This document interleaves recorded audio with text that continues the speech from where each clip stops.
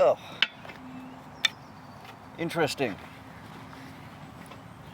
It's a bank holiday Monday and I expected some money to be in my account, but because it was a bank holiday, it is a bank holiday Monday.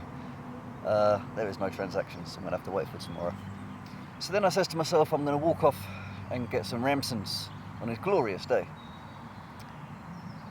And on the way here, I thought, well, just because I haven't got my tripod doesn't mean I won't be able to set up my phone in some location and do another episode, as it is so glorious. And I come into a field and I see a bunch of fallen logs, and I said to myself, I'm sure I can set up my phone somewhere. I find a place to sit and a little wind block, because it is a bit breezy. And I thought, well, let's go somewhere else and let's just check over there and let's check around there. And the first thing I see is a chair. Thank you, universe. It's exactly what I needed just at the right time. So,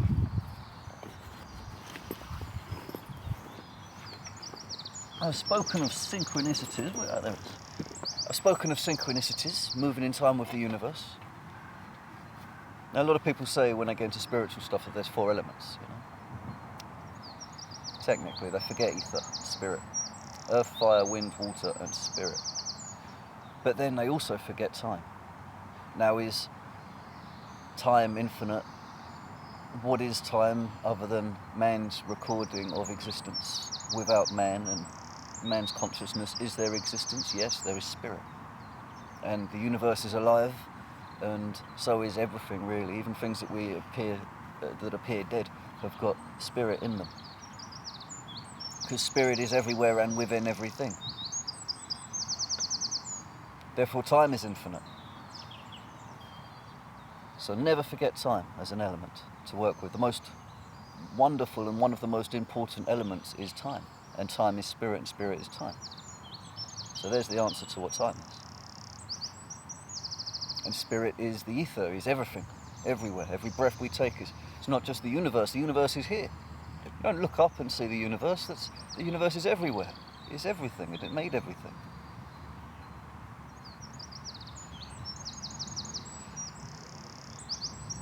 Oh, little bug dude. Come on. Oh, you can fly away. Good. Have a good day.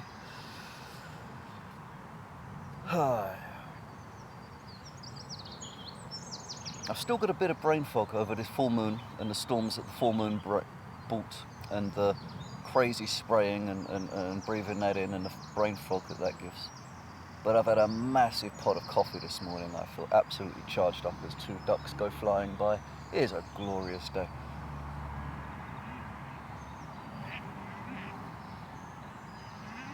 But my flow, of which I was just speaking, I had something else to say and I digressed and then forgot. I do that a lot.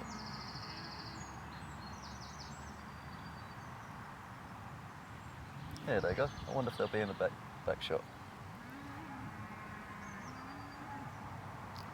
So the universe is in everything. Ether and spirit is in everything. And I was talking about time, that was it. Now time can rise a mountain up out of the earth, burst its top, and create a volcano that will make the whole world go black for 1,000 years. And then a little trickle of water appears at the top of said volcano, turns into a waterfall, and cuts that mountain in 2, leaving a river, a mighty river, that eventually turns into a trickling stream at the bottom of a meadow with flowers on each side. It just takes about 50 million years for this to happen. Never underestimate time. And moving in time with the universe, why should one move quickly like one has somewhere to go when one doesn't? If you stroll, and learn how to stroll, it's not easy. It's like a spiritual practice, especially when we have the traumas and expectations of the day and age that we live in. I stroll very slowly. This is why I like a stick. It encourages me to stroll. I'm not talking about a hiking stick. I'm talking about a cane, like a knob stick or a gentleman's cane. Is that it encourages one to slow down, take in the sights a bit more. And if you slow down, you think differently. And then a thought went to my head of some sort of frustration, something I don't like about the world, or a memory of the past, and I'll notice that I'm moving a bit quicker. And everyone walking so hurriedly, are they not traumatized? Are they not stressed out? Are they not battling with many, many thoughts that don't serve them, that are not right for them, that are put there by a construct that's there to control them?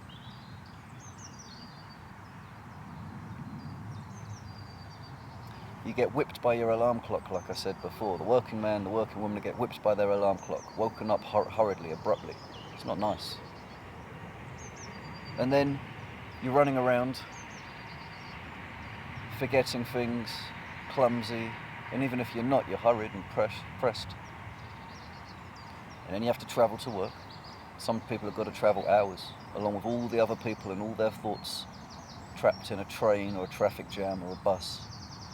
And everyone's energy and thoughts are infecting each other. You might not know what those thoughts are, but the negative energy will most definitely be having an effect. And then you have your work, your 8 hours or 9, 12 hours of work. Then you have to travel home. And when you get in, guess what? Guess what? It doesn't end. Then you have housework. You've got to prepare a meal, do some tidying, do some ironing, washing, get your clothes sorted, go and do some shopping.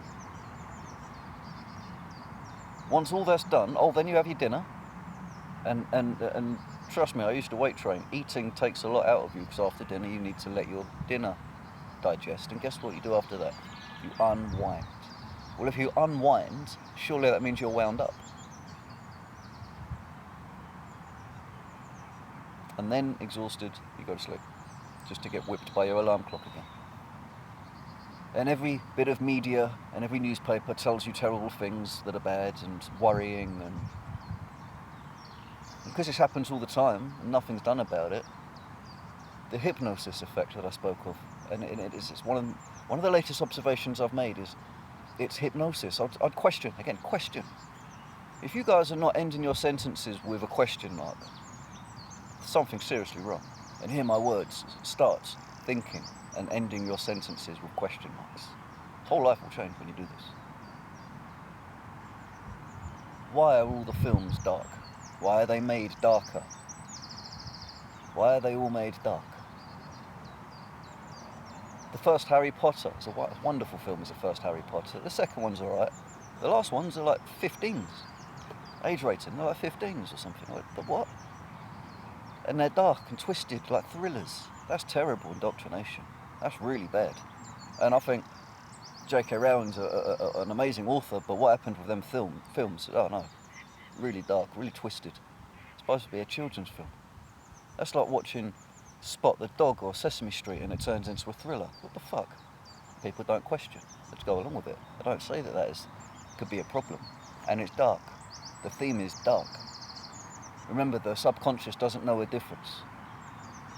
I get a thought in my head, and hey man, I come from places where it was dark, and we witnessed, and I used to sit there and watch all the films and listen to the crazy music and all sorts. And then all of a sudden, save that for another episode. I went through the different transitions, transmutations, and ascensions that I've gone through. Even the blues. It's fairly dark and sad, but I ain't taking the blues out of me, so I changed the word from sad and it being dark to it being badass. Most definitely badass. I'm using that word a lot because it changes a lot in my life, because words are spells that carry power. So it's back to the hypnosis. Fast and the Furious 50. Transformers. Oh, there was Transformers 8 the other day.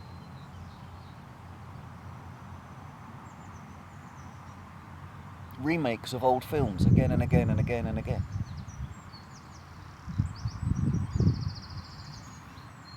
Creativity seems to have died. Yes, there's a handful. I mean, I don't even watch films anymore, honestly. I really don't. The last film I watched that I thought was a really good film was it Into the Wild or Lost in the Wild? About is his name Christopher McCandless? He died in a school bus, stranded out in the middle of Alaska. Beautiful soul, good film. But yeah, I don't watch it anymore. I watch a lot of tarot readings on YouTube, people reading tarot cards. I'll watch quite a few of them in my spare time because that helps me manifest what I wish to manifest. It's like a mirror. I see the reading. Okay, you're going to have greatness. Cool. I'm going to watch that. And everything they say makes perfect sense because it's tarot. That's how tarot works. And as I'm watching that, my mind manifests my future. I could go out and I could watch a film that's a thriller or some nightmare horror. What's that going to manifest for me? And the music is boom, boom, boom, boom, boom, boom, boom. Doesn't get faster, doesn't get slower, doesn't get louder or quieter, stop or start. It's just a continuous, repetitive, hypnotic boom, boom, boom. We even say it's like trance music. What's it called trance for? It puts you in a trance. Yes? Classical music is made for people that are free, rich enough to be free. So classical music came about. And you're talking to a musician. I like all kinds of music. I'm not knocking any form of music, except maybe dubstep and music that is so negative and just talks about hurting people all the time. Yeah, I've got a problem with this music. I've got a problem with the lyricists. I'm an MC myself. Brilliant talent comes out of like for example, like grime and trap and what do they call it? What do they call it? Oh, it's like grime, it's like trap. Drill, there you go. Brilliant lyricists, really, really great lyricists and sound producers and the 808 bass lines banging. But guys, rap about something a bit more positive, will you? You can make such a change in the world. You're playing that negative shit and you're keeping people negative. It's just my P's and Q's. But I still dig it. Still good music. I don't think there's a kind of music, dubstep. I can't stand dubstep. That's like putting knives and forks in a blender and turning it on. I can't get my head around dubstep. And although I like listening to jazz as a musician, I can play along with practically anything. In fact, anything, except music that I don't know there's going to be a key change. So obviously if I didn't know, how can I go along with it? And jazz, because it's just all over the place. And it's just, my brain ain't wired for that. So if the music is repetitive over and over and over again, and the days of the week and the months of the year, and the newspapers bring out the same terrible stories and another scandal, nothing done about it, another scandal, nothing done about it, another scandal, nothing done about it, oh, we'll have an inquiry, nothing done about it, and the people then start going, oh, that's just the way things go, and I'm here saying you're under a spell. And then the film's coming out and it's another dark movie, and on top of that, the TV gives you a reality that is false. Whilst the food you eat switches off up here, and what you have left, you watch a reality that isn't yours. Let's say you watch fanciful films, like Disney really does sell you your dream. You're a kid, you're watching a Disney movie, like about magic, for example. Let's say Harry Potter, for example. You're a kid, you're watching Harry Potter, and it's wonderful, and you're getting like a buzz and a high off of the screen and the TV and the flicker speed, and now the lithium in them screens. So it's giving you a genuine dopamine buzz. And then your parents come in and turn it off. Back to reality, back to bed. So you're never going to believe in anything that was on that screen, because it's not real. Because magic's not real. If you don't know what magic is, how can you say whether it's real or not? And if one was to come along and say, well, the TV device in itself is a magical device. In the film Harry Potter, you have Dumbledore, and he has this device where he can open the end of it and steal all the light from the lampposts in the street, making the street lights go dark, yes? And he made that himself. Or would you not call that technology? And the TV can record an image of something on one device, which is called a camera, and then play it on a big magical mirror. Would you not call that technology? Damn, we just went that. Do you see? Technology is magic. Technology comes from alchemy and mathematics and science, which used to be known as the arts. Alchemy. as I said before, is now the alchemist on the corner. A spirit is in everything, including you and the technology. And if everything is magic, there can only be different kinds of magic, such as I just said, technology, mathematics, science. And then we talk of working with the ether, so you've got sigil magic, you've got candle magic, you've got word magic, words are spells, music is magic. That's what brought me into this game in the first place. And if Nikola Tesla, some of the greatest minds, say that everything is, if you want to know the secrets of the universe, think in terms of, vibration, consciousness and frequency. Light is a vibration, which is a frequency. We can only see 1% of light, which means there's 99% of light we can't see. The log that I've laid this technological and magical device on looks solid to me, but we all know once you look at that with a microscope, it's hollow. And everything we've seen outside of us is the said vibrational light frequencies and spirit and ether, which is the consciousness. And it goes in through our eyes, and we make sense of it and de-scramble it in our brains and broadcast that image on the back of our head. So everything you've ever seen doesn't even exist outside of you, it exists inside of you. And when I speak and I say a word, these words now that you hear will change the molecular structure of your brain for you to be able to hear what I'm saying and digest and make sense of what I'm saying. Minute microscopic changes are happening in the anatomy of your flesh. Then it happens the other way around as well. When you start thinking freely and changing how you think about a thing, those changes in your mind and in your brain will still be happening. And it's that process that will enable you to start manifesting the future that you want. Now, if anyone listening to me wants to poo-poo what I'm saying and say, well, no, we want this actually, I want the coupon and I want to, collect my £100 and get back round in the rat race, and then go and do it, man. Go and do it. You got your catalogue, you got your debt, and you got your shiny car, and you get to clean it on a Sunday, exhausted, hanging out your ass, pretending that you're all cool. Crack on, man. Crack on. It's not my problem. But if you've got a sense of adventure, that there's something more to this, and it doesn't leave you alone, it makes you feel really inspired and excited when you think about it, then hang on my words, because I've got a lot more to say. And you can hypnotize yourself into living a great life.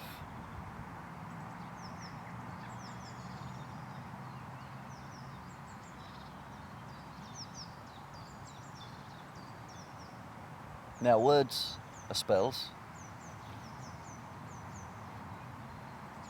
Words carry power because a word is a frequency, an invisible light that we can't see, just like a thought is.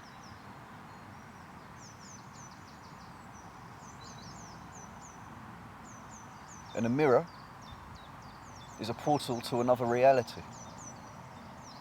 You can send negative energy into a mirror, and it can come out of the mirror of the person who sent it to you. But we'll save that for another episode. Or you can do what's known as mirror magic, which is where you shout at yourself and speak very confidently into the mirror, knowing that you're in that mirror speaking back out to yourself. You put spells on yourself. My dad, you couldn't tell him anything about magic or religion. Yeah, he was onto the money. He was onto it. He called it going with the flow. He would say, I just go with, he was fascinated, he was absolutely obsessed with it, like I am with magic, okay? He was obsessed with going with the flow. And he would say, I don't try anymore, I don't make plans, I don't try anymore, I just go with the flow. And everything I need just happens to be there, like Sed's chair. Like moving in synchronicity with the universe, like manifesting what you need because of your thought processes. He wasn't that far along, and bless him, he was very, very stubborn, very strong man, but he was also a very, very wise man, very intelligent man. So he would call it going with the flow. And many years later, he died when I was 17, I'm 41 now, so many years later, I spoke to my stepmom. And she said that he would shout at himself in the mirror about what he wanted to achieve that day. And my stepmom would be like, no, he's never going to achieve that. There's no way. And every single time he would achieve it and come home with what he said he was going to achieve. And she would hear him up there shouting himself in the mirror. He was doing mirror magic, he didn't even know it. He was manifesting with the universe amazingly, with abundance, and he didn't really know it. And do you know what brought him down? It was losing me and my brother, and the trauma and what that did to him. And then going through a angina heart bypass and being put on 27 different pills a day. That started to mess this up. And he was then stressed and traumatized, and you know, his manifestations started to go away. But he didn't stop until the end. He fought all the way until the end. Dad was a great man, he really was. And now I know about mirror magic. But you can't do mirror magic until you've done the shadow work. And I'm encouraging people, I'm encouraging you all to do the shadow work by telling you what's right, what's wrong, inspiring, and also breaking you down. Okay? I've been tricked and conned, manipulated, deceived. Yes?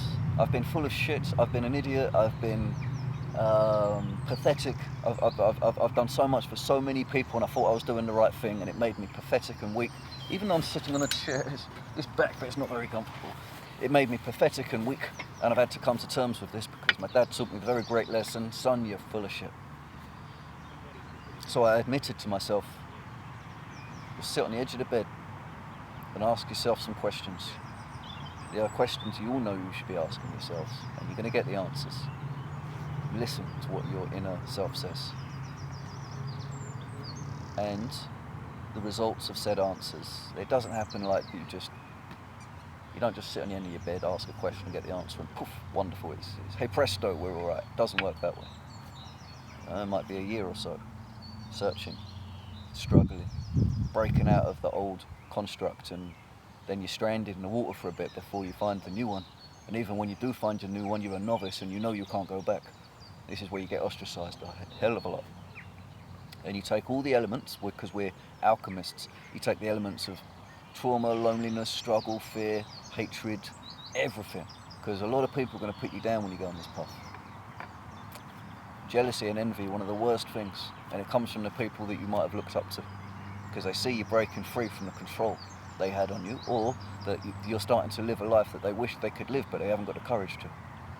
So they will attack you in very deceitful ways.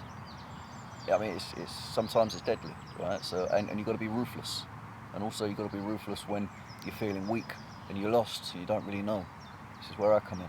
I help a lot of people in my day-to-day life, so now I'm helping people around the world with this channel. Don't look for a job. Instead, look for what you truly enjoy doing. Find something that really you have a passion for doing. Then find a way of getting paid for it. Otherwise you'll end up with a job. And if you do this, every day is not work. Every day is something that you wish to do. And I wish to help people.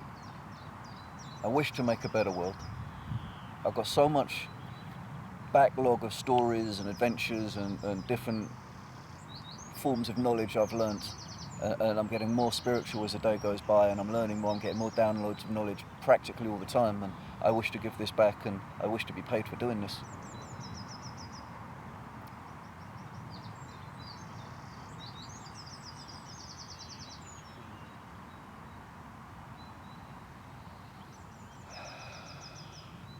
So once you've done the shadow work, then you move on to the mirror work. Positive affirmations, but spoken with confidence. But you can't speak with confidence until you've gone through the revelations and the realizations. And you get that from admitting that you've been tricked and lied to, and you'd be angry, you'd be devastated. Like I said, look at the food, look at it, study it. Look at other people when you try and tell them, because one of the first things you're going to do as well, at least the first things I did, I didn't have it for me, I tried to tell other people. What are you feeding yourself? What are you feeding your kids, I would say? Let's get shot down in flames. And I found out this is where the word badass comes in. It's like, come on mate, even a starving peasant from a third world eats better than you. Even if you're really, really poor, you'd be lucky if you get a cup of rice and you're going to go, oh, isn't that terrible? Well, Look at that bowl of Rice Krispies. Just look at it, study it. Yeah? You've got to do the shadow work, and it's painful. You go through many different revelations. You'll be disgusted and angry, yeah? Furious that this has happened, and determined to make a difference. And when you do, that's when shit gets really hard. And this is why you always give thanks and praise. Don't do this because you're expecting things to be easier. Don't do that. Bruce Lee said, don't wish for a easy life. Wish for the strength to endure a hard life. Empty your cup. Realise and admit you're full of shit because you've been told shit, you've been eating shit, you've been listening to shit. So you've got to empty it. Learn humbleness and humility. The ones that realise what I'm saying, I'm not trying to be cruel, I'm telling you the truth. And the ones that want to ridicule and be pedantic and that, they're full of shit and they're defending a pile of big steaming elephant dung with a white shirt on whilst walking backwards to it as I approach. Crack on.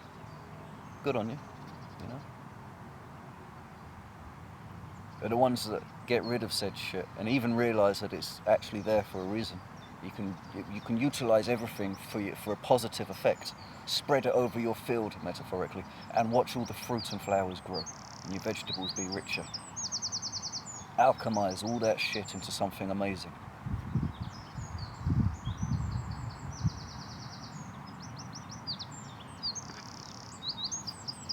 So then when you stand in front of the mirror, and you say some positive affirmations, you say some things, I am great, I am wonderful. It always starts with I am. I am wonderful. I am great. I am loved. I am very thankful. And you can even have sentences, you know. I am so very thankful that I have taken in this information and realised what I've realised and done something about it that's positive, and I'm breaking free from this construct. I am so very thankful. Yeah? And then there's I will. I get to. Not I must and I need to. I will make a positive change in the world today. For I will it to be, therefore I am. Words are spells. Everything is magic. Therefore, how you speak those spells is just as important as saying them and thinking them. And you speak these words into the mirror, and the energy of that comes straight back out. And you believe it. Belief, power of belief. And that will change every second of reality as you move into it. And another thing as well, sometimes you will have a manifestation and have something you do and it will happen instantly. And when it does, you have to believe it. You know, there's your power. Sometimes it happens instantly. And other times, it will be a year and a half, or a few months to a year and a half, maybe even longer. So you've got to start paying attention to everything. That's why I said make time to observe, reflect, ponder.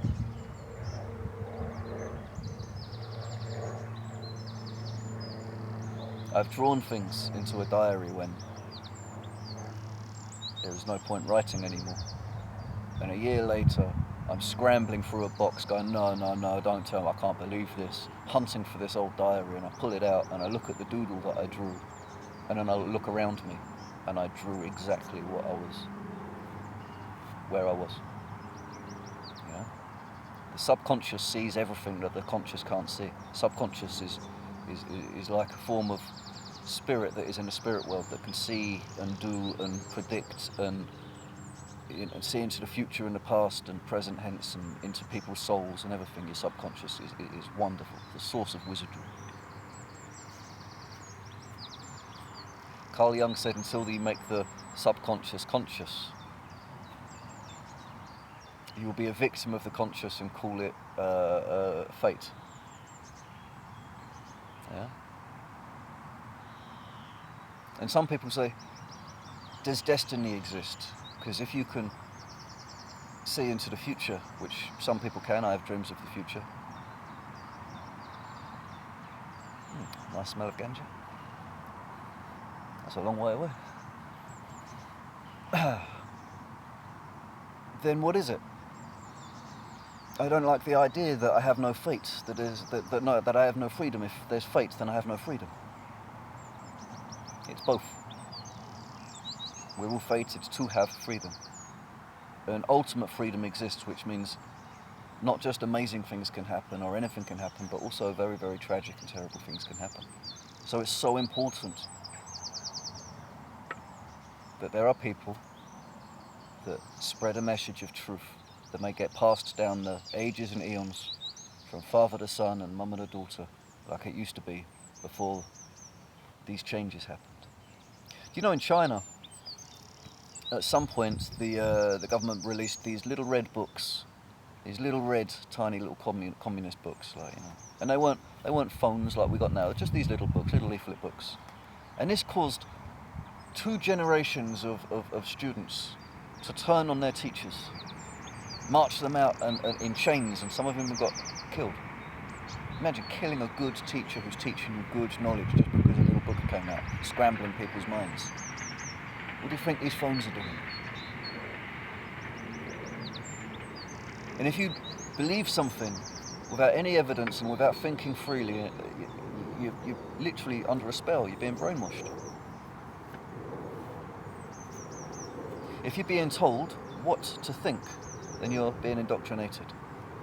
If you're being taught how to think, then you're being educated.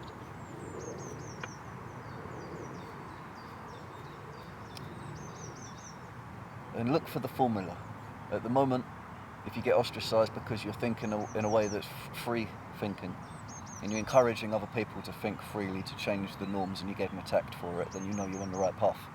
It's that said attacking. They want you to fall back into your box, and they don't want to see someone else being free and wonderful and realizing. So they'll attack them, usually in very indirect ways, or they'll try and shame them. Yes? Be proud that this is the situation. Because if not, you accept that shame and you disappear back into your shell. Yeah?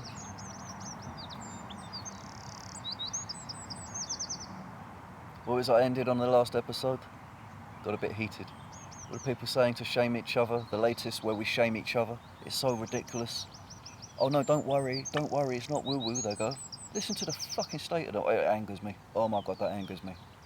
No, it's okay. No, I'm not like the shamed ones. No, it's not woo-woo.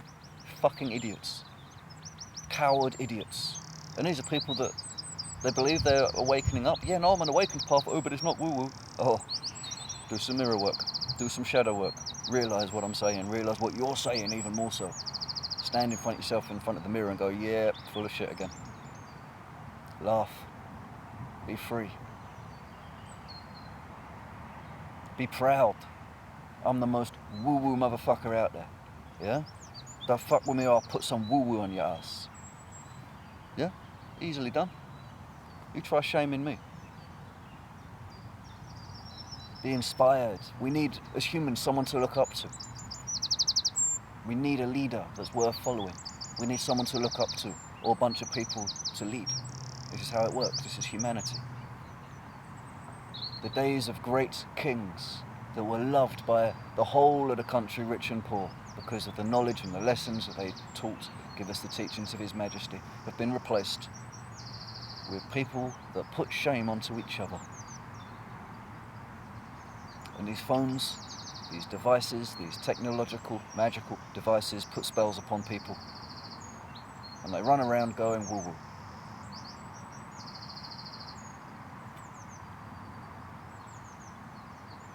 It's quite funny, really.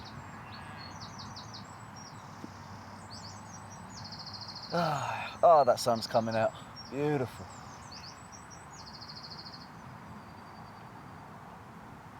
So I was weight training for up until the end of summer last year.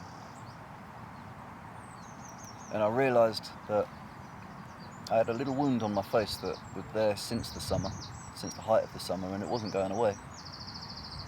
And I spoke to a lady in a gym, and she says, you know, she worked in hospital, she said, I really should get that looked at, and I'm not one for going to hospitals or doctors. And she realised a few truths of the world.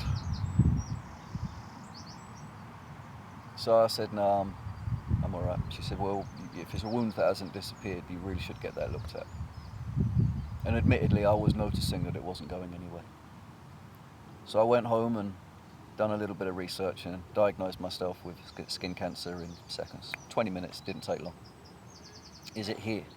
Is it a wound that won't go away? Did you get it from being in the sun too long? You know? What was the other? Oh, does it look like one of these? Oh, damn, got me. Oh well. So I stopped training in the gym. It was the first one. There's no point training all the time because I know that you break your immune system to fix your muscles. And cancer is something that's alive and it feeds, therefore you don't want to be, I was eating like 5 meals a day. Don't want to be doing that anymore. And a lot of meat and a lot of protein, therefore my diet was very acidic. So I stopped the gym. And being that I'm like Rocky, you know, like every film of Rocky is a good dude and is a big dude, but is a little bit pathetic, a little bit dumb in his head, and something bad happens and he all collapse. The whole of the film is he's collapsed and he's trying to find the light and he can't. It's just complete hopeless and pathetic. And all of a sudden, either Adrian or someone else in the film will give him the ticket. And when they give him the ticket, all of a sudden he becomes Rocky again. Dun, dun, dun, dun, and he's there doing it. So the first thing I did was go all pathetic. I've been training mine for 3 years, 5 days a week, smashing all sorts of demons to pieces, and eating as well as I knew how to. You know, like I said the other day, you might relapse occasionally, and I mean occasionally in my situation, get a kebab. Too tired, I'm exhausted, I cook everything from scratch. You know, I've just come home out of the gym and I have to put protein in me, and I used to sauna a hell of a lot as well afterwards. And that's probably what caused this, was saunaing 5 days a week, plus being in the sun for ages, going to make a difference. So very occasionally, like maybe once every 3 months or so, I would buy me a kebab. Maybe I'd get myself some sweets, a pack of jelly babies or something. Even that was too much, but you know, I'd get how strict I was. For me, a treat was a loaf of bread. I would go to the best bread bakers and I'd have that bread fresh out of the oven, and I'd go and get some organic, white salted butter and have every form of bread, like eggs on toast, buttered toast, honey on toast, a cheese sandwich. I mean, that loaf will be gone. I'll smash it in a day and sit there with a stomachache. You know? For me, that was a treat. Other than that, it was just my lamb hearts and eggs and milk and all the forage that I take in. And now I realised I had cancer, so this hat I've got because a friend of mine I was homeless on the streets with, a very dear friend of mine, he had throat cancer, and I sat with him. When he died, I asked if I could have his hat to remember him by. Bless you, Anthony. Bless you. Legend. Salt of the earth. Never played a guitar in his life. Fucking genuine bluesman.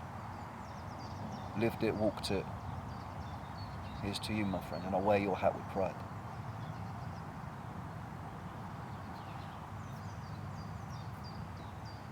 And my mum, that year before that, she passed away from cancer.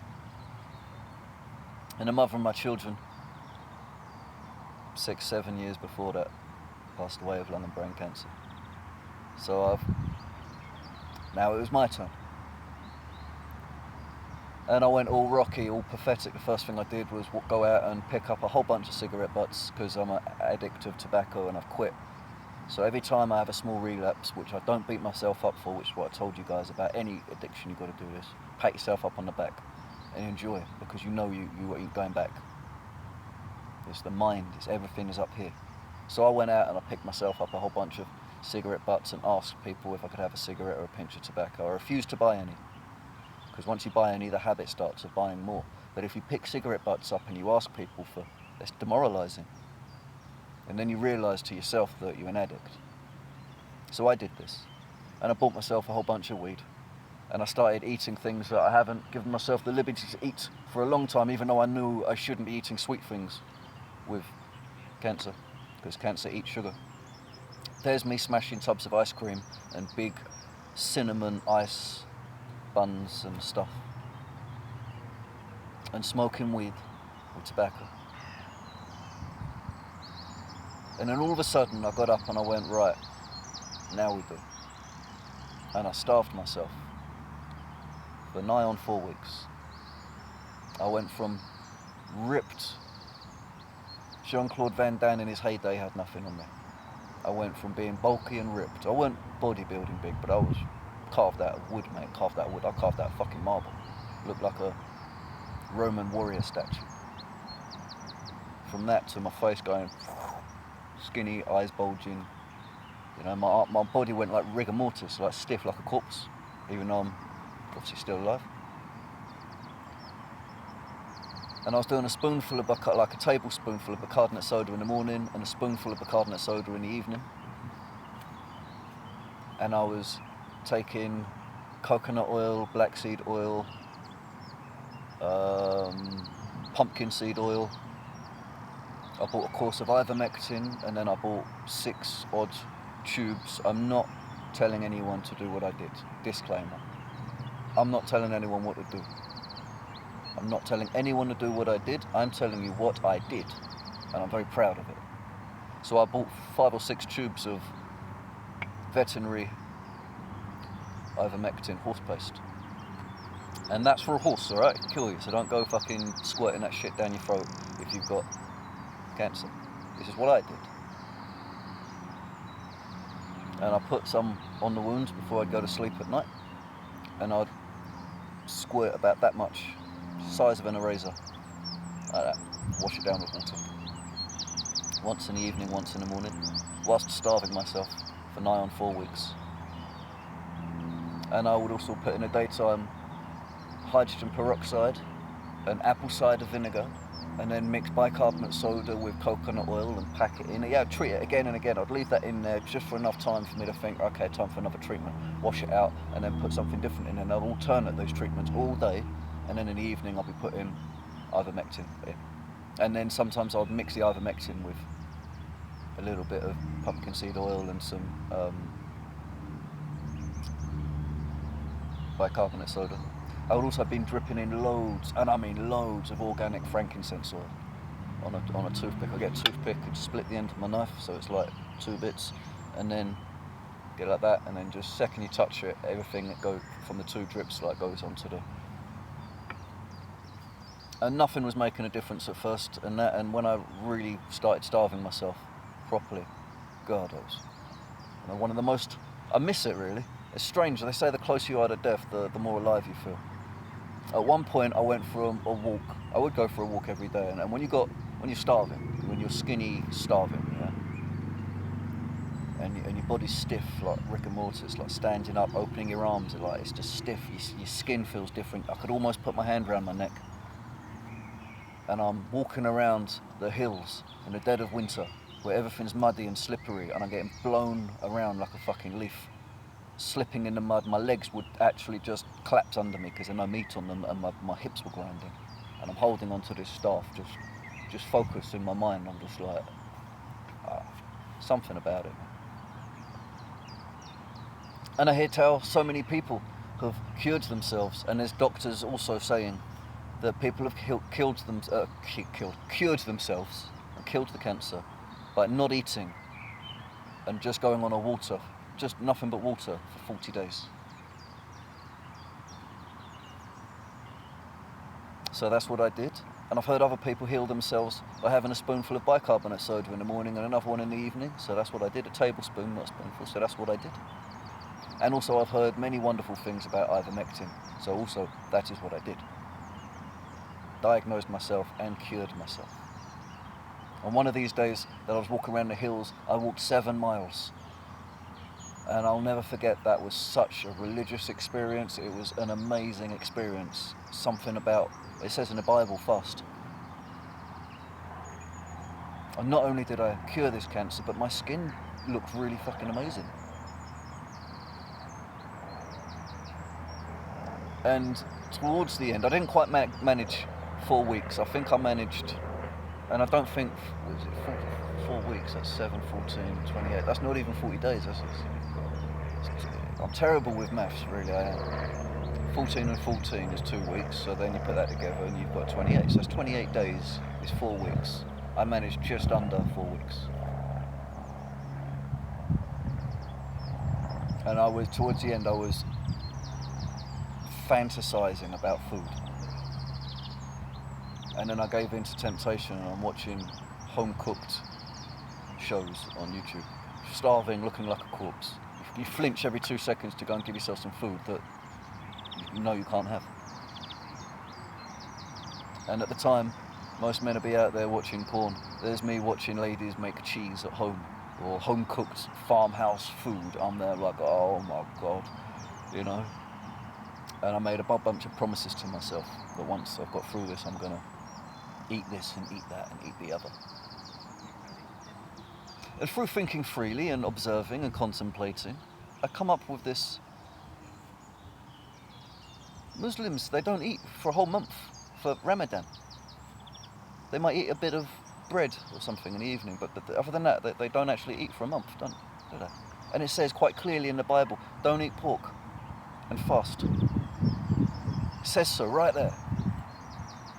So now, every single year, in February, next time round, I'm going to document it. You guys are going to watch me. I'll be uploading episodes whilst going through this. I'm going to go and do this again, because it's hard. My God, it's difficult.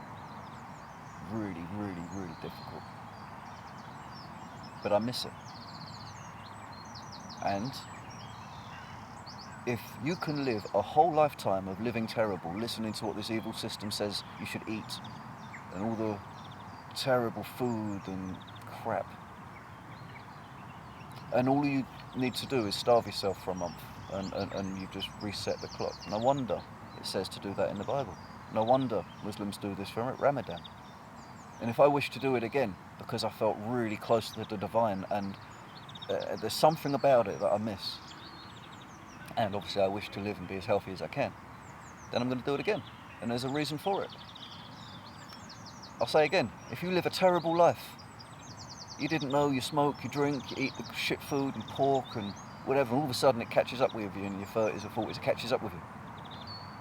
And you get cancer. Well, people are now not eating for a month and doing a water fast. Doctors are even suggesting do it. That's for a whole lifetime. But what if you then say, oh, I'm going to do Ramadan then? I'm going to do this every single year. And I did this through February. At the end of February, all the forage comes out. So not only do you get to reset your clock and cleanse and clean all your flesh, because what's actually happening is, the reason you're getting skinny is your body is digesting your flesh, everything it needs to digest, and it will digest all the bad things, including cancer cells and tumours. And then when you're done, you need to then replenish yourself and nurse yourself back to health, just in time for all the wild forage and greens and the life of the year to start again. And if that's not a magical practice, I don't know what is. Well, I do know what is. It's what I'm here to teach.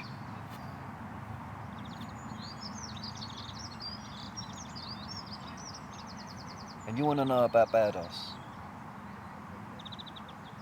I'll save that for another episode.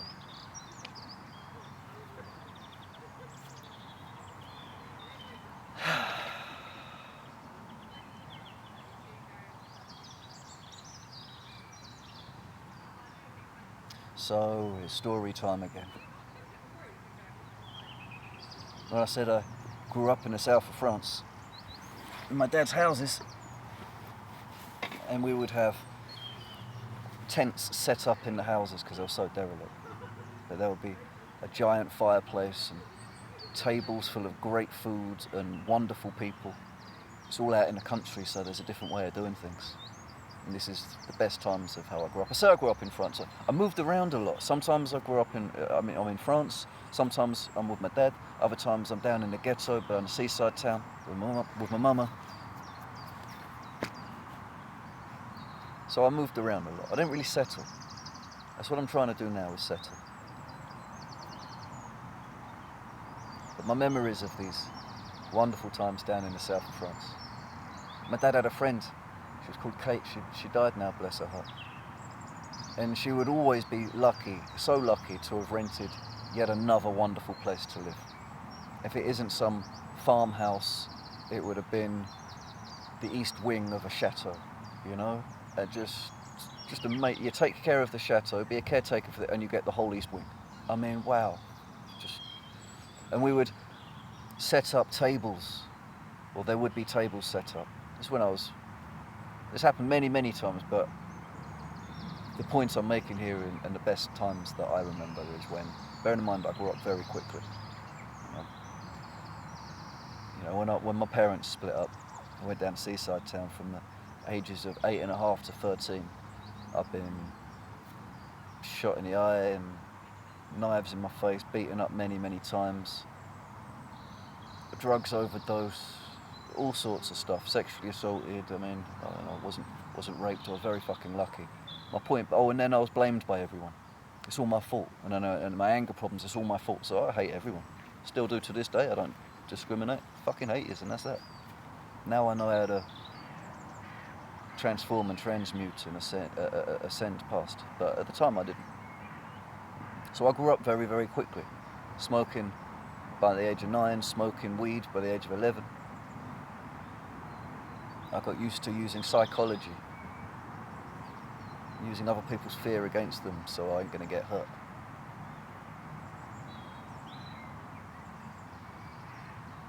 So I grew up very, very quickly. So when I say that I would sit at the table with my dad in the south of France and all the other adults, and you can have a beer in a pub at the age of 14, you can buy a pack of cigarettes out the shops at the age of 14 back then, no one would care. And you might say that's bad, but on the flip side, what have we got in England now? This is the ignorance I cannot stand. What have we got in England? The opposer being at a table responsibly in France, at a table responsibly, you've got your own penknife, you can have a bit of wine or a beer in the pub, you can actually sit outside a pub with your friends and you can only have a half at a time, but still you can have a half. Smoke cigarettes or whatever, not that I'm saying that's a good thing, but it's what we did, just being straight.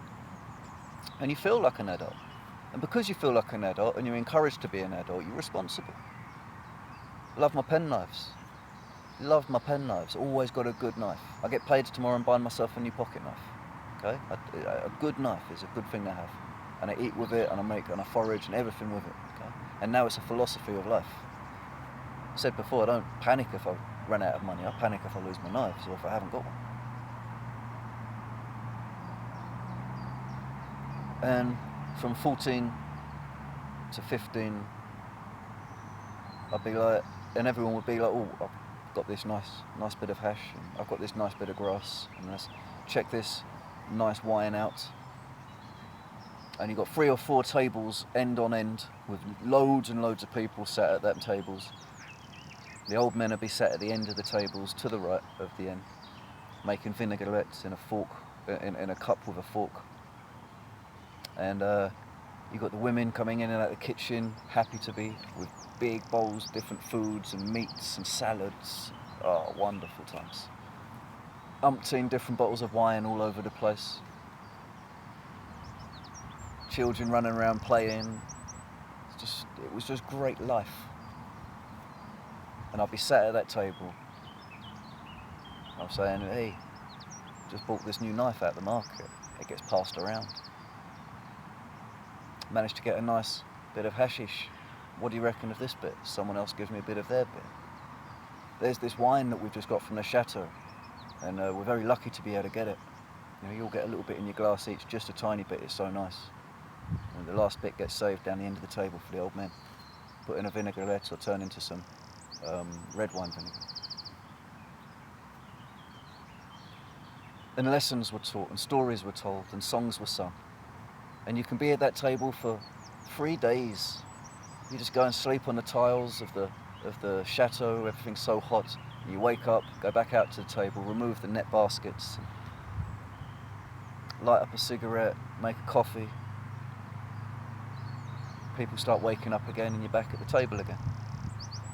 And that's what we did for a weekend after working on my dad's houses for about 12 days or so. And then it'll be 3 or 4 days rest, going to the lake, going to restaurants, going to people's different houses and chilling around the tables. Wonderful times. I was never ever drunk. I was never ever hungover. Never any accidents or stupid foolish things done because I've got a knife or, ooh, I smoke hashish. None of that. Everything was done responsibly. It was refined. And these are some of the best times of my life, and this is what I reintroduce into my life now, although I don't smoke and I don't drink. I miss it. And I'm a musician, so I will have a puff occasionally, but no, I've got to stay. I've just cured myself of cancer, so I've got to stay as on top of the ball as possible. That's why I'm doing this. Time to give back. And I've got lots of tales to tell.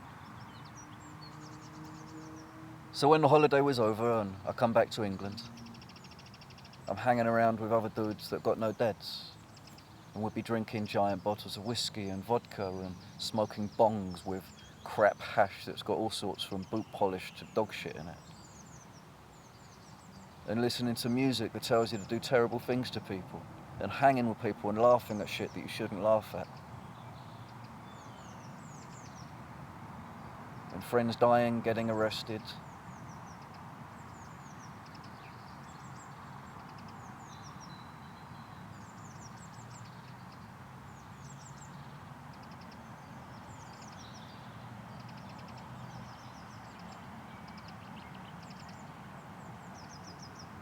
But the best times were chilling around them tables. I'd like to recreate this. And whenever I can, I do. For myself, every second I can, I do.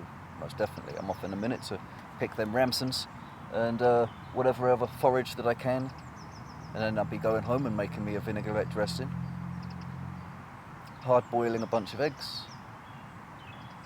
And that will be my lunch.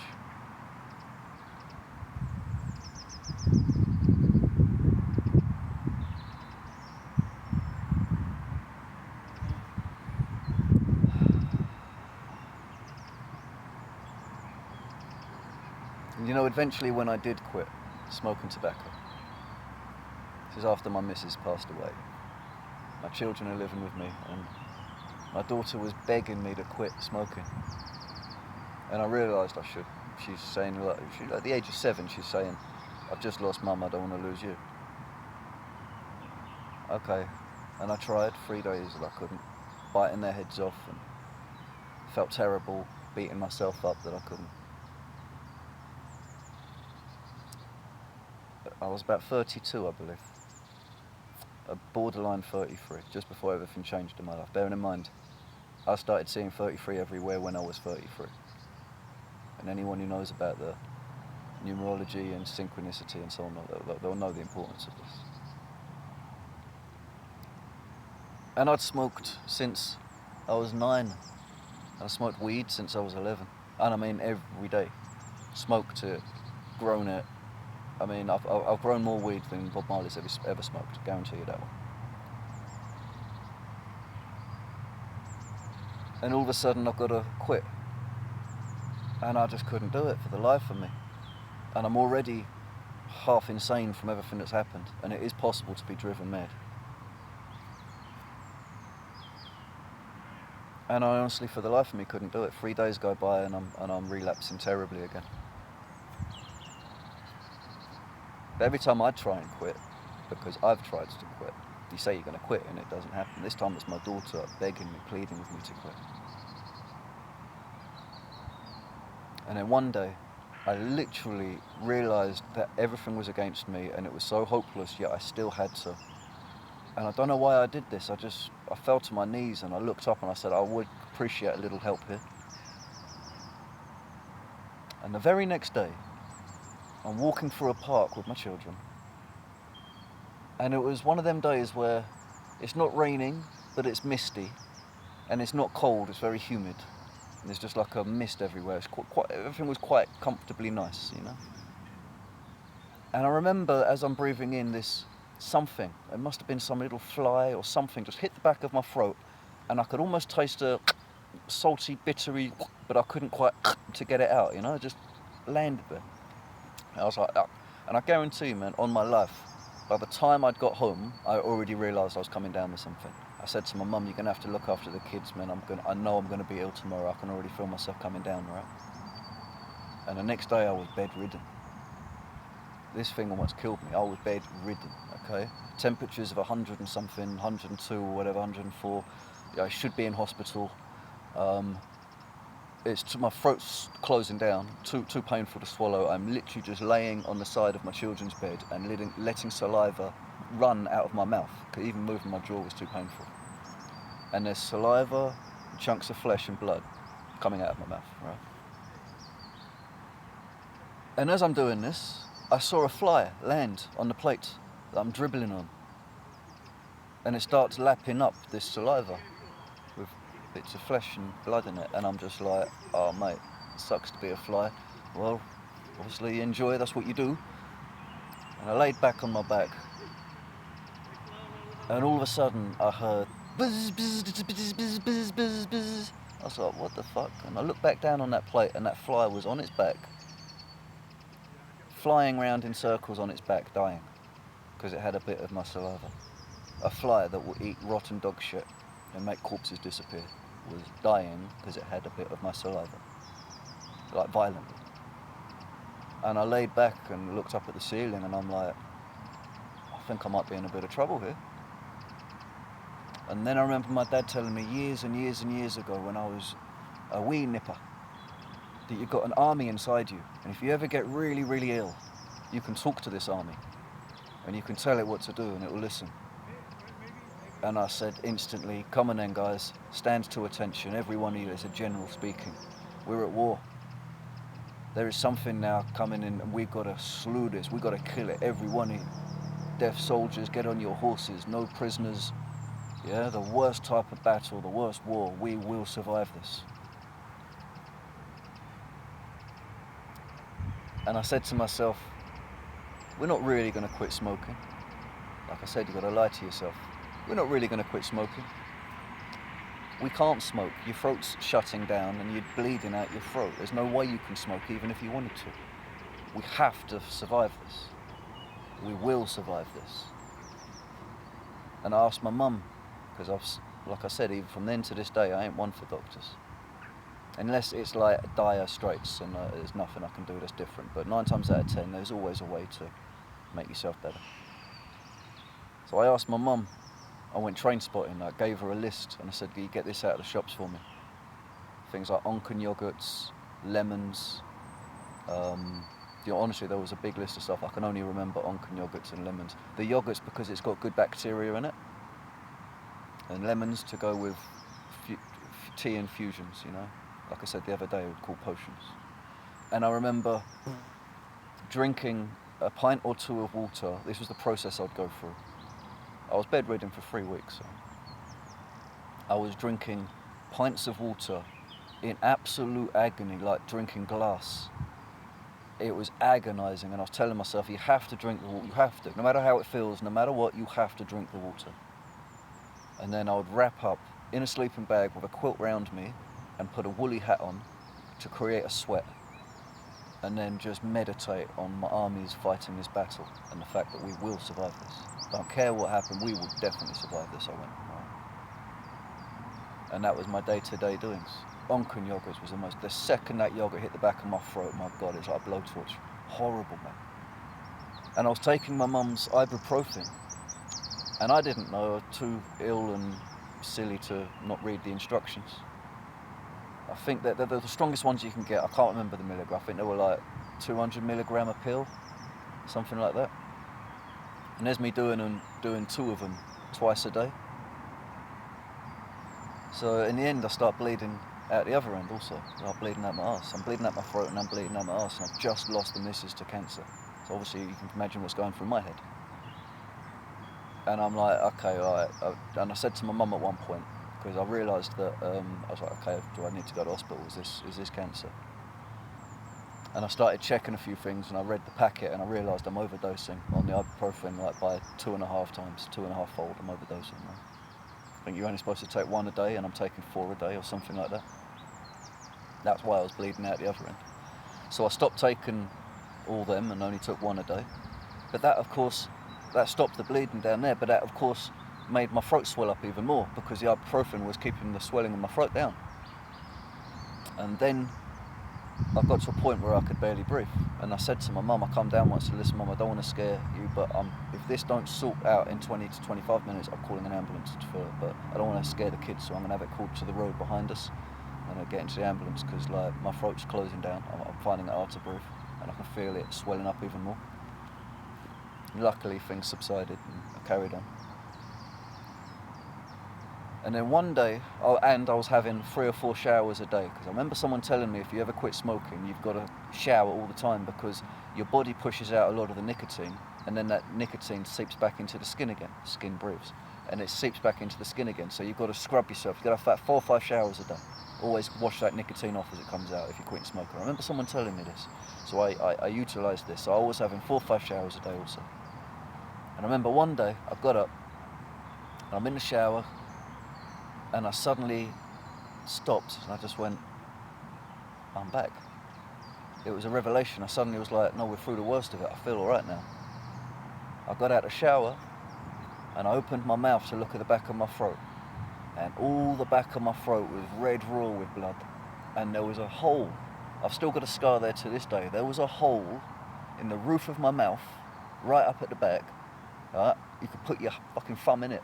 It was a massive hole. What I was battling with was a flesh-eating viral infection. Some nasty, gonna kill you thing. And not only did I cure myself, I went cold turkey. I had to tie my feet to the bed with my children's dressing gown cord. I went cold turkey. I killed that infection, I cured myself, and I quit smoking cold turkey simultaneously. And when you're facing something like that, curing myself and going through that process, that was hard. Quitting smoking was nothing compared to that. And bearing in mind, this started because I asked for some help.